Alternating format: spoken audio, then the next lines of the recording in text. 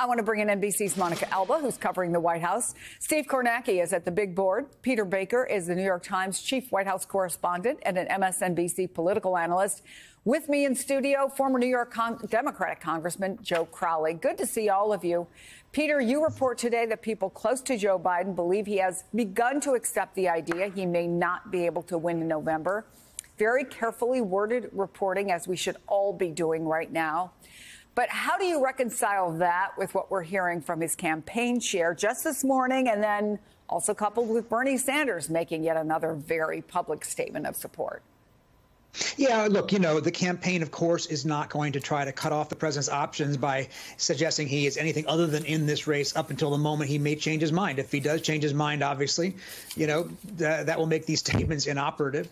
But for the moment, he hasn't changed his mind. But what people around him are saying is that he seems to be increasingly accepting that he may need to, right? That he has been shaken by a number of factors. First of all, Nancy Pelosi's private but very insistent conclusion that he may not be able to win in the fall. Secondly, the changing electoral college map that looks like his path to 270 votes needed for victory is increasingly difficult. And lastly, the dry up of money from big donors. A lot of donors are very angry, and they have said they're going to boycott unless he steps aside. So these three factors have shaken him. So while he hasn't made up his mind, a lot of people around him think it's heading in that direction, to the point where even some of his advisors are having the conversation you all are talking about that his family may be having, which is what would it look like if he did decide to drop out? How would they schedule it? What would be the timing for that? What would be a day that would be most beneficial to him? So that's where things stand at the moment, as far as we're told. All right, Congressman, what do you make of these two things? They often seem like they're at odds, but they're obviously not. You have the very strong public denials, person after person after person in the campaign, emails that we're getting from the campaign saying Joe Biden is in this campaign. And then I thought Susan Glasser in the New Yorker put it very well. She said this is becoming the Democratic panic, a coup-like crescendo. What do you know? What do you think? Well, maybe to quote from Patrick Henry, these are the times that try Democratic souls. I never thought we'd be in this position, quite frankly.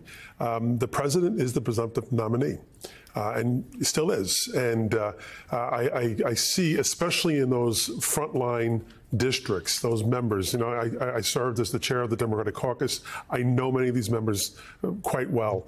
And it's not about them. It really isn't about them personally. What are they telling you? Well, I'm getting from both sides, people who think we have to stay the course. And the more we do this, the more we damage ourselves with this infighting. And at the same time, you hear from others who really are concerned about not only losing the presidency, but losing any opportunity to win back the House of Representatives and to hold on to the Senate. And that's really important. And again, it's not about them individually. They're not belly aching because they know their seats are difficult to begin with. But this is also about the future of the country, not just the presidency, but also the House and particularly the Senate, as we know the overwhelming power that senators have in terms of the future of our country in judicial nominations and getting those over the top. That it's important for President Biden, when he's reelected in that capacity, to have that ability to get those things done without a Republican-controlled Senate. All right, Monica, I want to play a little bit more of what Jennifer O'Malley Dillon had to say this morning. Absolutely, the president's in this race. You've heard him say that time and time again. And I think we saw on display last night exactly why, because Donald Trump is not going to offer anything new to the American people. He's the same person he was in 2020. He's the same person he was at the debate stage. He's the same person he is that is about himself and not about the American people. And Joe Biden is more committed than ever to beat Donald Trump. But to do that, of course, Monica, they have to do what they say is key to their campaign, which is to compare Joe Biden with Donald Trump. They believe that's a winning strategy. But how do you get the focus off of Joe Biden and his struggles? And especially right now, Chris, when he is sidelined with COVID and he is off the campaign trail, he is in Rehoboth Beach, as we know. And it is notable that now that the RNC has concluded, there would be this larger conversation about, OK, now how is President Biden, how is his campaign going to message on trying to build out this contrast? And certainly he won't be able to do anything in the immediate short term because of his current COVID diagnosis.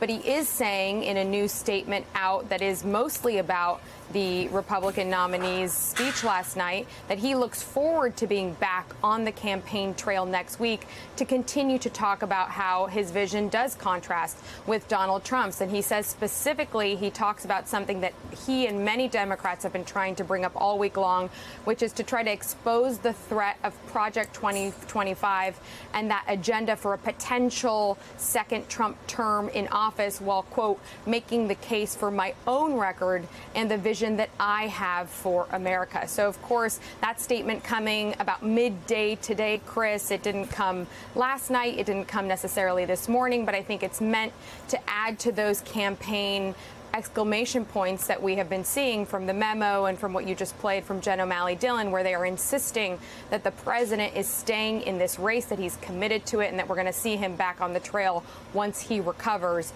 from COVID, they say. Even as they're doing that, I want to bring in Ali Vitale on Capitol Hill. We reported on new defections from Team Biden. They include two key people, Lofgren and Landsman, key in their own ways. Explain why they could be significant. These are separate statements, and they come, Chris, on top of hearing from one more senator and several more House members who are saying that they are urging the president to step down as the party's nominee. I'll take Landsman and Lofgren separately because they released their statements separately and they have separate significance. Of course, Greg Landsman, Ohio congressman, early on in his term here, he is someone who has been publicly supportive of the president, but clearly references in his statement that he thinks that now is the time. It's notable because he's a frontline member. Again, one of those key swing districts that Democrats are going to have to hold on to if they hope to keep their numbers in the House where they are, and of course expand the map on top of that to take back the House.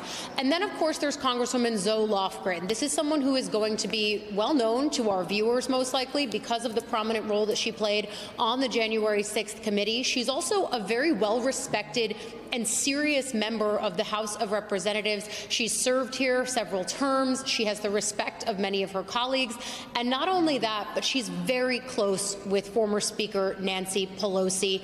Certainly, this is another statement, in addition to Congressman Adam Schiff's the other day, that really is going to turn heads and that people are going to look at as Pelosi sending emissaries out to make clear that there is pressure within the party for Biden to step down, and that there are certainly more members behind the scenes who can come forward and continue that pressure campaign. There's one thing that I want to read to you, though, in the letter that Congresswoman Lofgren sent to President Biden. This is dated last night.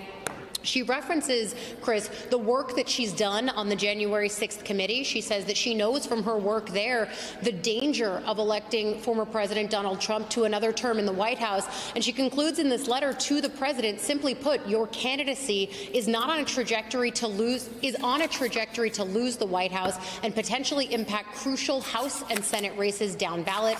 It is for these reasons that I urge you to step aside from our party's nomination.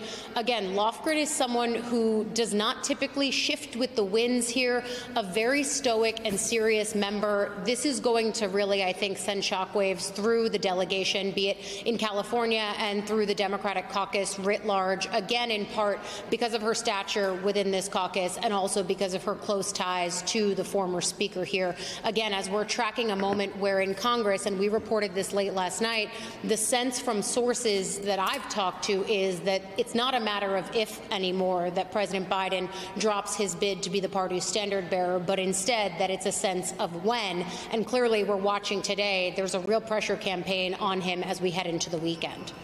If I can, Congressman, speak maybe a little out of turn, because before we went on the air and I said to you, we just learned about Zoe Lofgren, you went, oh. Mm-hmm. Clearly, you agree with what we just heard from Ali. This is significant. No, it is significant in the sense that I think she is very close to Nancy Pelosi, as is Adam Schiff. What I would say here is that The president cares very much about his country, about our country. He cares more about our country than he does himself. He's a very decent and honorable person. He right now believes he's the only person who can beat Donald Trump. He did it last time. He's the only person who's ever defeated Donald Trump electorally. And I think he really believes that. But one thing I can't emphasize enough, he was a colleague of mine. He's one of the most decent people I've ever known. And he really loves his country. And I think he will always put his country first and not himself, unlike the other guy. Does that make you think he should step aside? Well, I think that's, this is certainly something that's open to debate at this point. I'm for the president. I believe that we're doing an enormous amount of damage to ourselves, even if this process plays out that he's not the presidential candidate. But if he still is, we've done some real good damage here to him, and I think that's unfortunate. Look, this has a ways to play out, apparently. It's unfortunate that he's contracted COVID because it takes him off the platform at this point. Well, more than that, I've heard some people suggest, Congressman, he really has until the convention. It is July 19th. The convention is until August 19th. Can the Democrats really afford to stay in this? Will he or won't he? Will we or won't we support him for the next month? And it's damaging. There's no question about it that this is having an effect in terms of probably the poll numbers we're seeing. They're seeing the recent poll numbers of African-American women have been the most loyal Democratic voters and dropping some 30 points. I think that's something the president will look at and have to question. But the longer this goes out, you're just sending messages to people that are not going to be helpful to this president and, quite frankly, even to our overall pick, whoever that may be, if it's not Joe Biden. Hey there, MSNBC fans. I'm Luke Russert, and be sure to join me, Rachel Maddow, Jen Psaki, Lawrence O'Donnell, Steve Kornacki, Joy Reid, and many more September 7th in Brooklyn, MSNBC Live Democracy 2024. Click on the link for ticket information. We will see you there.